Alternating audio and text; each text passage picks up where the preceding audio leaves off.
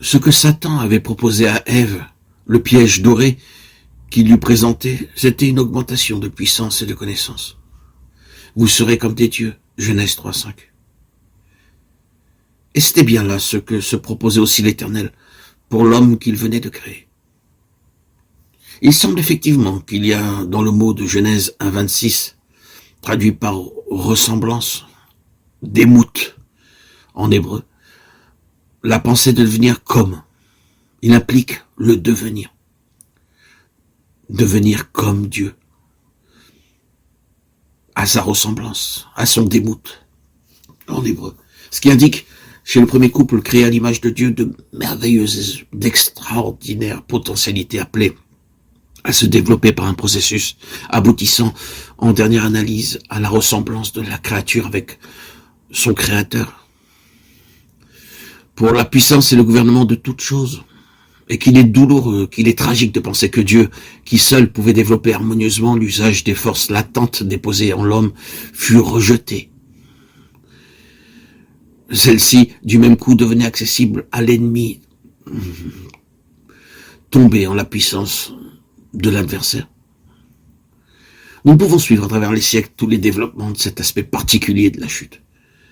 Les Écritures y font de fréquentes allusions, déclarations, défenses, lois, châtiments, qui prouvent que de tout temps, Satan sut réveiller ses forces latentes, les amener à l'action et les employer.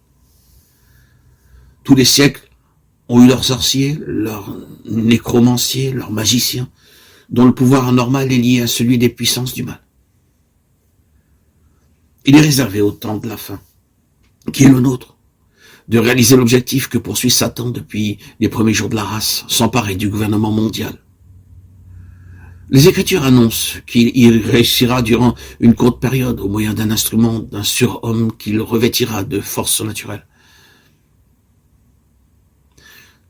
On peut résumer la crise actuelle comme une lutte des forces de l'âme qui se rassemblent pour l'assaut définitif contre celle de l'esprit.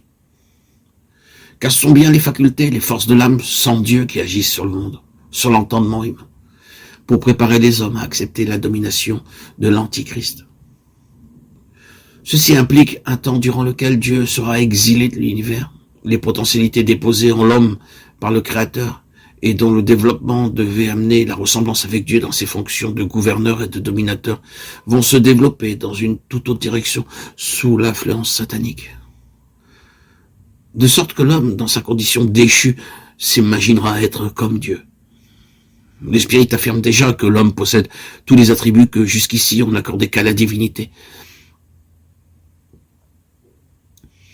Certains ont écrit que l'apostasie s'accomplirait au moyen de la créature déchue, prétendant avoir ce qui n'appartient qu'à l'enfant de Dieu, à celui qui a été fait participant de la nature divine.